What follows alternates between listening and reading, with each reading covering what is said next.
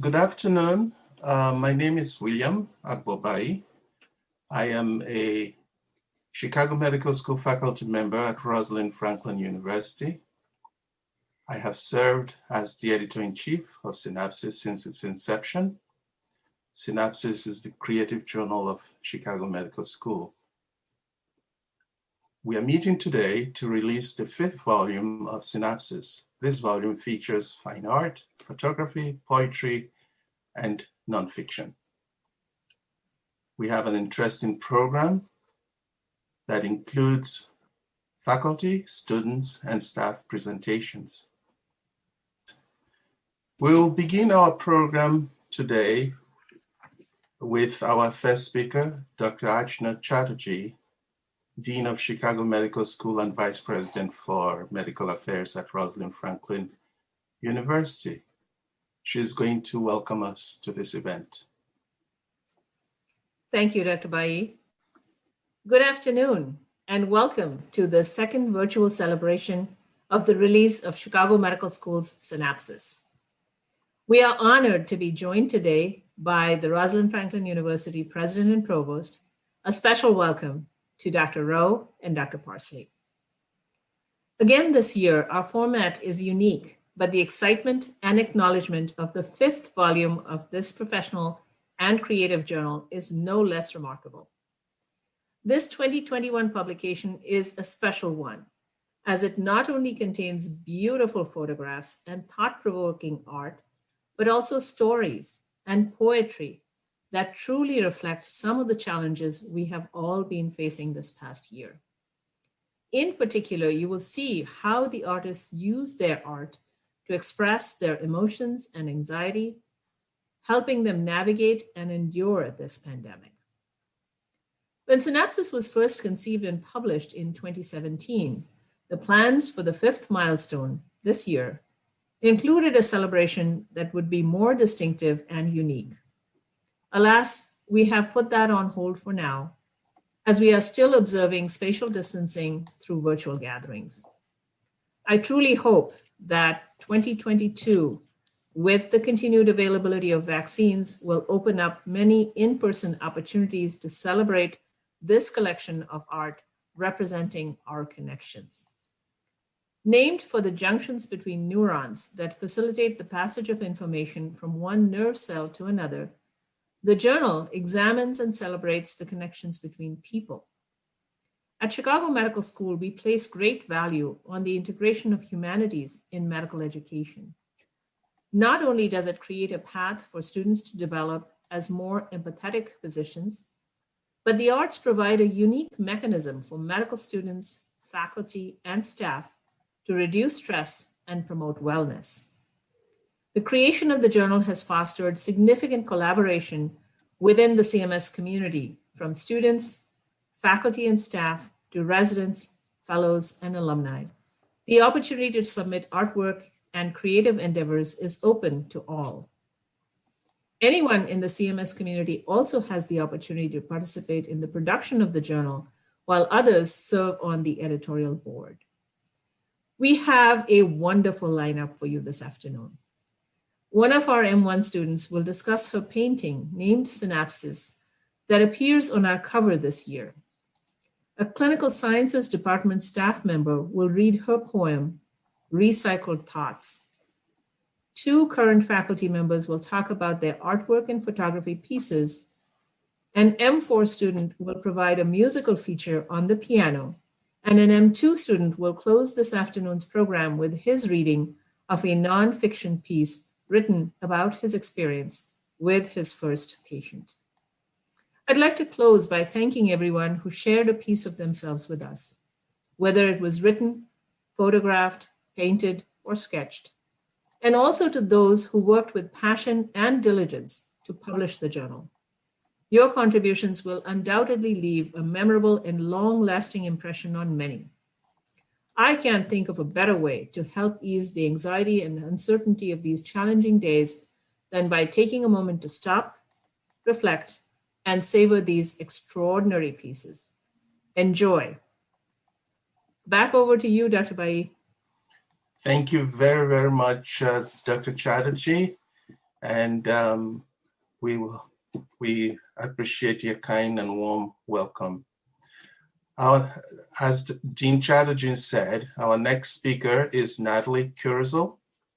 She is a first-year student. She will discuss the inspiration behind her artwork called Synapses, which was selected for the cover of this particular volume. Natalie? Hi, everyone. I'm very honored to be here today to present my artwork with you all. I drew inspiration from neuronal networks to create my piece entitled Synapses, which represents the untraversed pathways that we have had to make in order to maintain our connections throughout this pandemic. When the lockdown began in Illinois, I had been working as a medical scribe for almost a year. I experienced firsthand the rapid switch from traditional in-person settings to virtual platforms within the medical community. When I left the clinic in mid-March, I had no idea that that would be the last time I saw my coworkers in person, that virtual platforms like Zoom, Google Meets, and Doxy.me would still be commonplace to this day, and that my first year in medical school would be almost entirely virtual. I wanted this piece to capture my reflection on these events. So to go into the process of making this piece, I wanted the background to be reminiscent of a galaxy because at the beginning of the pandemic, it seemed like we were all stars that were, it seemed that we were all very isolated from our friends, family, and neighbors, as if we were all stars that were light years away from each other. Much like how our knowledge of the universe is nebulous, we didn't know how much the virus would affect us or how it would shape our future for months or even years to come. The background was created using an acrylic pouring technique in which I poured blue and black paint onto the canvas and tilted the work so that the paint would mix organically. On top of this background, I painted several neurons connecting to each other, and I varied the size of each one to bring a sense of space between one another.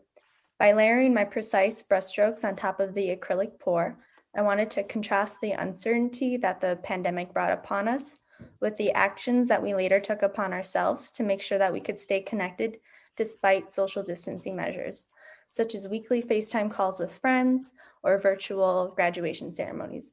I added glitter between the neurons to allude to the stars of the galaxy and to represent the neurotransmitters released across synapses.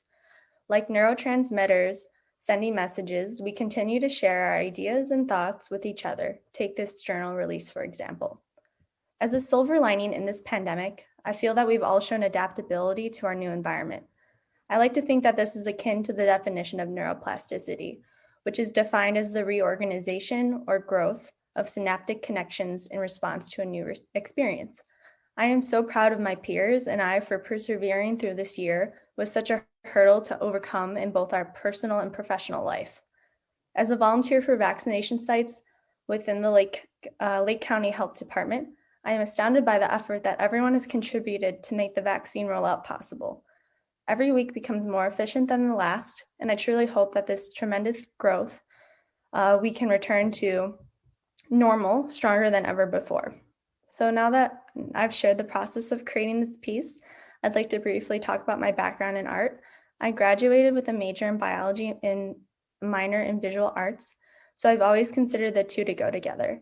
I believe that art can help me understand biology better. For example, I don't know how I could have passed my anatomy class virtually without the help of Dr. Frank Netter's medical illustrations. On the other hand, nature inspires my art as I primarily paint watercolor illustrations of flowers, landscapes, and people. Even when my art is not related to my career, I find that it helps empower me to express an emotion or a thought that I might have trouble putting into words. Creating this piece for the Synapses Journal gave me a chance to reflect on the abrupt changes in my life over this past year and help me make more sense of it. I want to thank you all again for the opportunity to share my artwork with the RFU community. Thank you. Well, thank you, Natalie, for sharing your thoughts with us. And with that, we are going to now hear from Dr. Kun Hong. He's an assistant professor of medicine at Chicago Medical School. Dr. Hong will talk about his artwork, including his paintings entitled Russian COVID-19 Patient from Ambulance and The Fallen Heroes. Dr. Hong. Thank you. At the end of 2019, we heard about a new virus detected in China and thought it was a regional problem. However, when the cases spread outside of the region, we quickly realized that we were facing a totally different worldwide epidemic. Subsequently, the schools, many businesses, and restaurants began to close. Travel restrictions and even bans were put into place. We were even forced to stay in our homes. As we watched the TV and scoured the internet to acquire information about the virus, I decided to paint a series of the paintings related to COVID pandemic. This series was inspired by photo images I saw from various social media sites while I could not go to sketch or take photographs in the hospital myself. Rushing COVID-19 patients from ambulance is the first painting in the series of works. The dramatic scene of the dedicated nurses and paramedics rushing to bring the critical patient from the ambulance into the emergency room rapidly became a reoccurring image. You could see the urgent scene of the first team running to greet and assess the endangered life, not only here in Chicago Hospital, but all around the world. This series also includes another familiar scene inside of the ICU, where the medical care team is actively taking care of the patient who is fighting for breath with assistance of the ventilation. This also became repeated image for many of the exhausting daily basis. I collected photos of dedicated healthcare workers around the world wearing personal protective equipment, PPE, like I collected stamps as a child. Each one was a different image of the exhausted individual, commonly working extended hours without proper rest and sleep last year.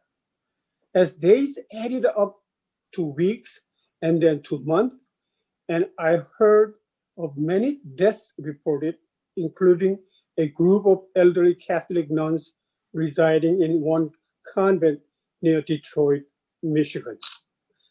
However, I was deeply moved and saddened to hear many physicians died from COVID last year as well.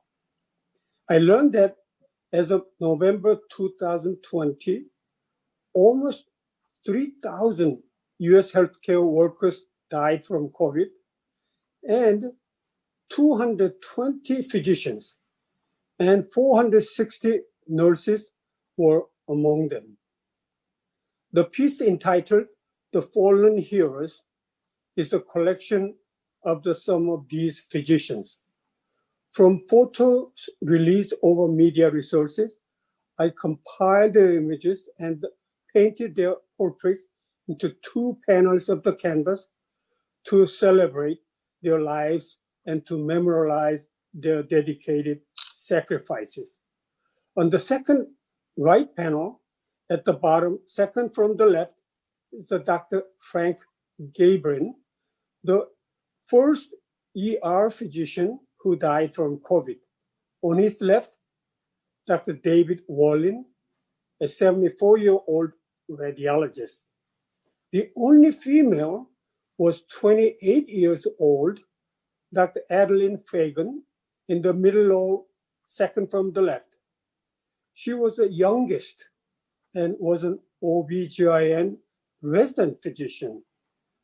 I finished this series of the paintings in January 2021. I hope their lives will be remembered forever through these paintings, as well as those countless other healthcare workers who continued to treat and care for patients.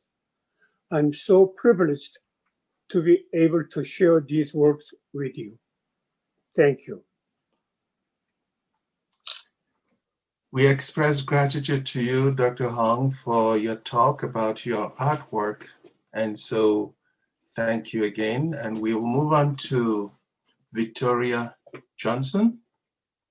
She is an undergraduate medical education specialist for surgery and emergency medicine at Chicago Medical School. Victoria will read her poem entitled Recycled Thoughts. Victoria? Good evening, everyone. Thank you so much for having me. So this poem stemmed from a time that was last year, but it's bleeding into this year, which is the height of people of color and BIPOC and Black Lives Matter being affected. And so the best way for me to engage, one, with my society and community, and two, with my own emotions, is to write. And so this poem stems from that. My hope is that you all can focus and listen to the words and just empathize with those who are still walking through this and those who are still trying to navigate COVID, medical issues, as well as societal issues. You are the only one left. Body, cold, meeting the edge of the concrete.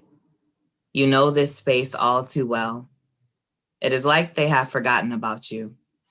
It is like you've served your purpose long enough for them to discard you. They've learned to fill you with empty words, broken dreams, and recycled thoughts. Thoughts that will never become something better at one point, because sustainability and stability has never been what they've known you for. You have become convenient and accessible to many, only needed when shallow things need a body or a home to go through. And I wonder, at what point will you realize your worth? Is it when they give you permission to? Is it when you've no longer been considered for what they drag your body back and forth for? You are the epitome of everything and nothing at the same time. They have made a mockery out of you, and I cannot protect you. And I am sorry. I am so sorry that their toxicity and trauma has found you. I am sorry that they made you feel welcomed in a room and hope that you were not articulate enough to fit in. They told you to be a seat, not have one. They told you to be a cushion for everyone else's insecurities, and you better be grateful that you too have a place here. You are to be but solace to them. Your rigidness makes you a target and tactful. Your amusement, and you are to be amazed. But they will never be enough. And they've said that to you before. So you will be the only one left, and you will know this space all too well, for they have forgotten about you, and they always do. Recycled thoughts end up that way. Thank you. The end of that way indeed, Victoria. Thank you so much for sharing your poem with us. And our next speaker is Dr. Mirek Dunder. He is an assistant professor of cell biology and anatomy. Dr. Dunder will talk about his photograph entitled Dragon Ridge Terrace. Good afternoon, everyone. I'm very honored to present you on my art photography. I would like to basically say, I'm a very visual person. In my science, I'm usually using microscopes, which are allowing me to visualize things at microscopical, subnuclear level, which is obviously going, into the levels which we are not normally experiencing. But on the top of everything, I really like to use also a photography to see the world around me and trying to visualize it. I consider myself basically a point and shoot photographer with a normal compact digital camera, which is basically allow me to use a simple operation. And I operate under the term veni vidi vici, which means I came, I saw, and I captured. So this particular photograph I'm presenting to you was visualized and captured 2 years ago before the COVID when I was visiting the lab of my former postdoc, Dr. Chuang Wang, in Jiangxi Medical University, where she's working. We were establishing our collaboration and, planning the experiment, which were recently awarded by the grant from Chinese National Science Foundation. It's a 4-year grant, which basically will establish, our future collaboration, which is obviously currently happening. So this image is capturing something which I found truly extraordinary. These are so-called Longshan rice terraces, which are in Mandarin called Longji, which mean dragon backbone. And they are basically considered to be one of the most fantastic sceneries in China.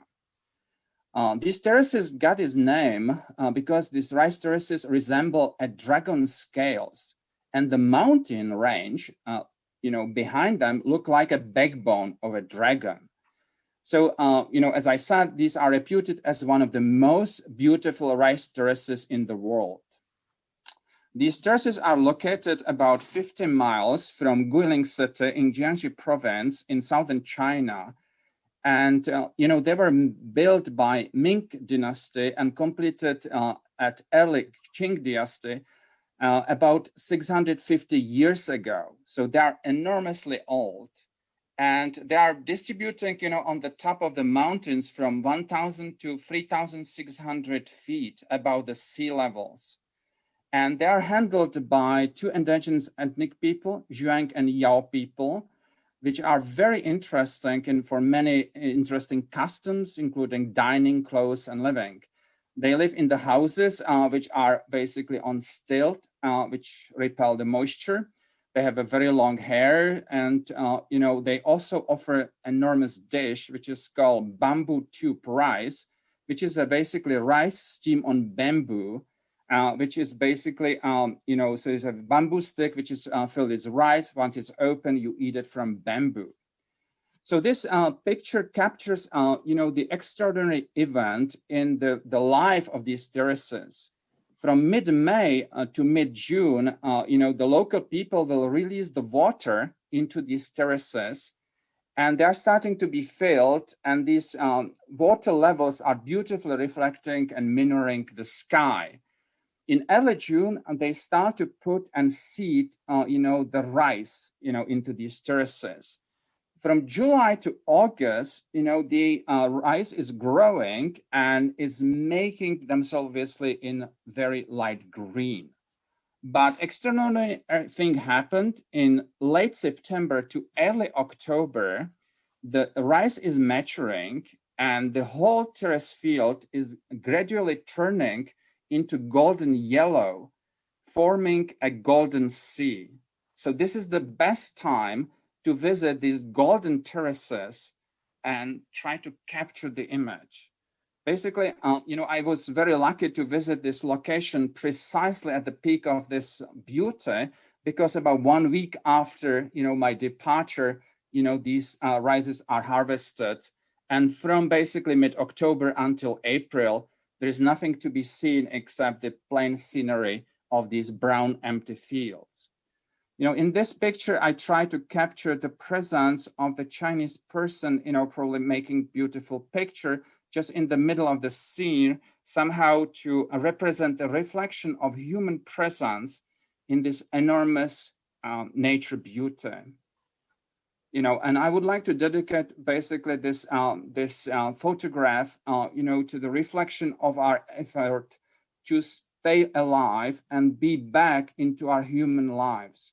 So once we will reach that point, we will be probably capable to travel again and see the world. So thank you very much for your attention. We thank you, Dr. Donder, for your presentation. And we all can imagine what a view you captured for us to see. Next in our program, we are going to have Ayush Bodu. And Ayush is a second-year medical student at Chicago Medical School. He will talk about his nonfiction work, including which has a title, My First Patient, and he may include any other comments he would like to make with us. Ayush. All right, thank you. So the motivation or the inspiration for this piece was kind of spontaneous. I think it was around the end of last year in November that I came back to journaling and writing down my thoughts based on a lot of people's recommendations. And I'm sure Dr. Bai and Candace know how much I was writing just based on the number of submissions I sent in. But it was in November that I went back home to California and began reading a lot of books just about everything. And I wanted to talk to a lot of people about it. And luckily back home, I had family, friends, old teachers, and just animals that I could hang out with. And it was just like a very rejuvenating experience. And then I came back for our mandatory Essentials of Clinical Reasoning experience, or preceptorship. And it was here that we were supposed to talk to 2 patients and have a 15-minute conversation with them to get an HPI and then do a 5-minute oral presentation to Dr. Affinati.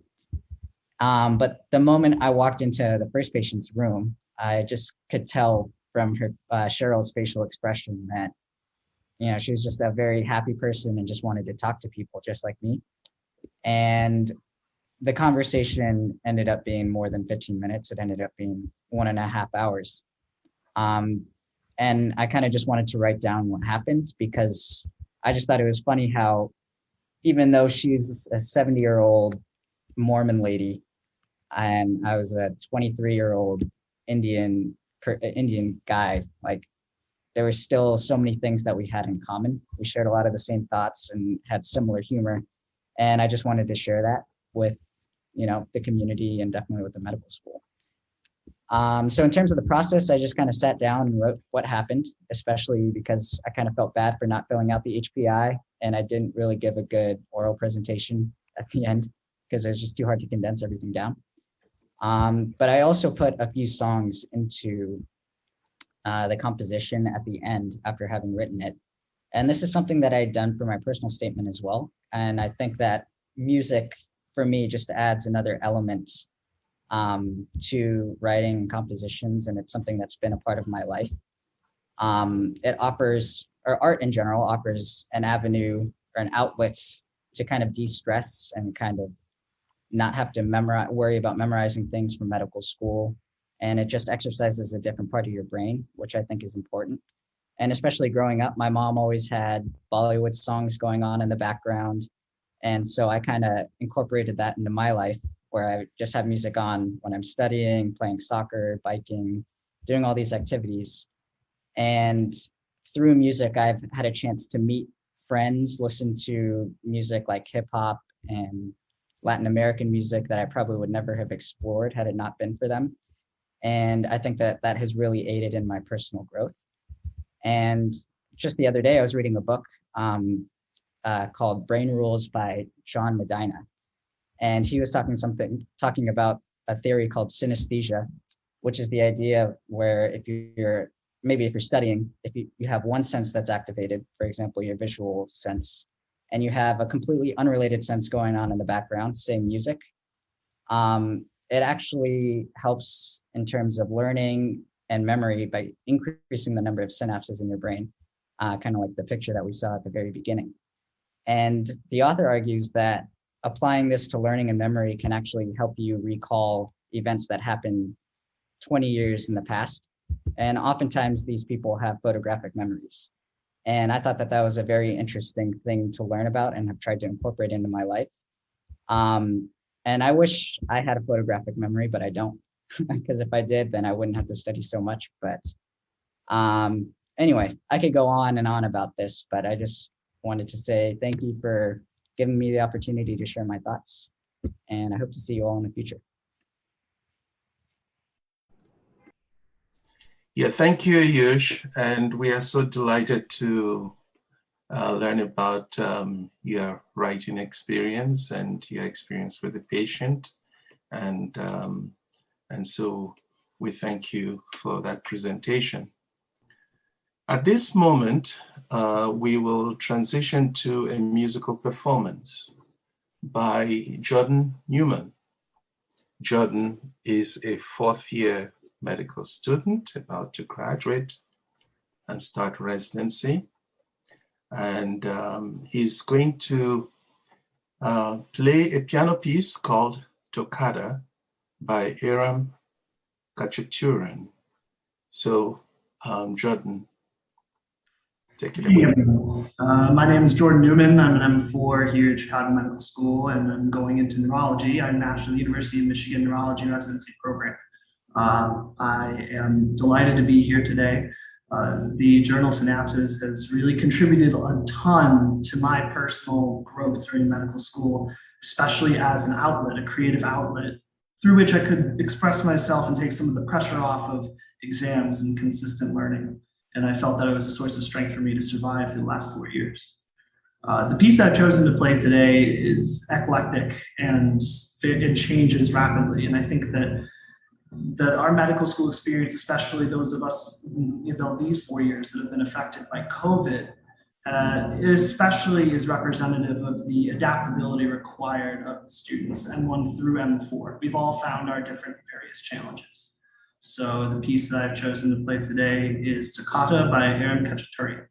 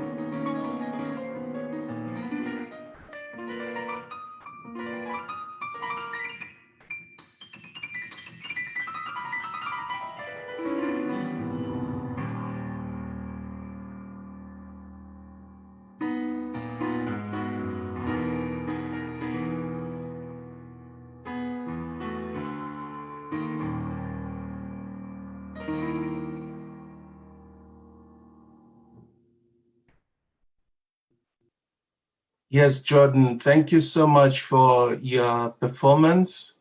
We are very, very grateful for you to share your talent with us. And you may not have gotten this. We have a bravo from your co-piano player, Dr. Hector Rescado Flores, and well done from Dr. Mark Abel. And so well done indeed. At this time in our program, we will pass on the mic to Dr. Newton Vadia. She is our Senior Associate Dean for Academic Learning and Environment at Chicago Medical School. And Dr. Vadia will give us some closing remarks and acknowledgements. Dr. Vadia. Thank you all for attending.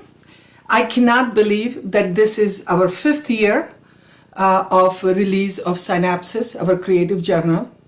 It seems like just yesterday, Dr. Bai and the team was talking to all of us about releasing the first volume. Once again, we have had a very successful release of Synapses.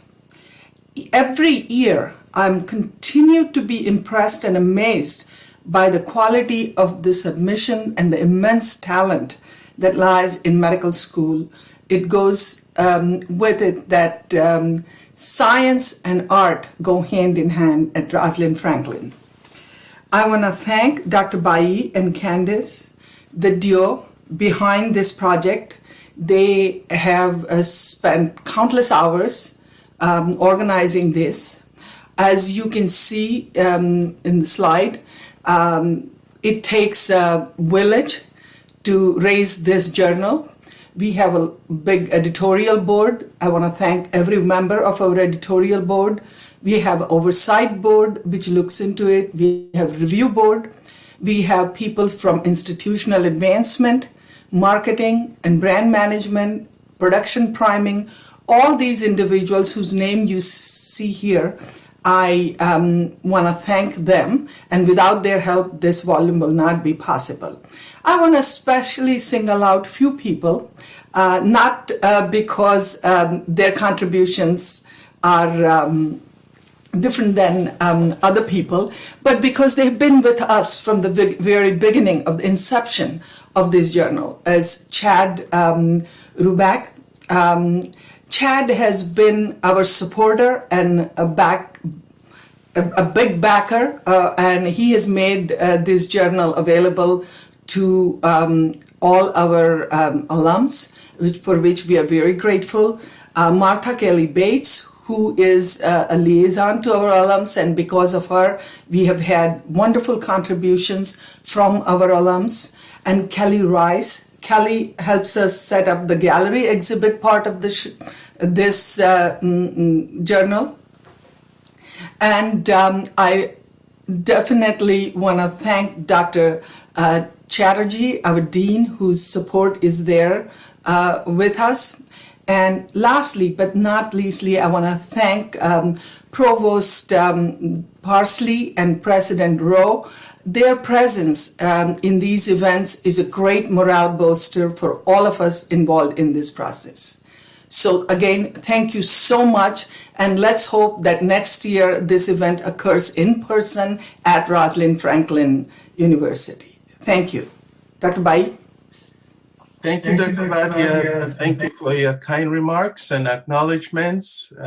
Before we go, I would like to bring your attention to the fact that we have at the gallery, the Scholl Gallery, selected works.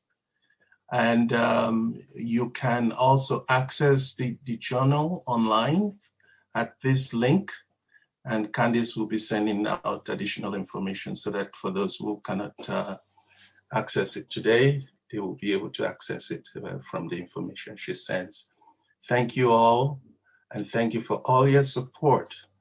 As Dr. Vadia said, it takes a village, and so we are very grateful, and goodbye for now. Take good care.